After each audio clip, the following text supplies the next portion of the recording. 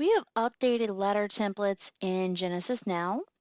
So to show you the change, we'll click on the text email button from inside of this policy.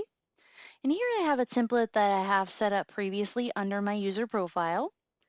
So now what you're going to see for going forward is the ability to either select or not select letterhead to populate on the letter template that I'm doing. So to show you what this would look like without the letterhead for going forward, choose address that we want. And now you can notice it's just going to be this letter as I've set it up with no letterhead. So we hope this is going to be helpful for you.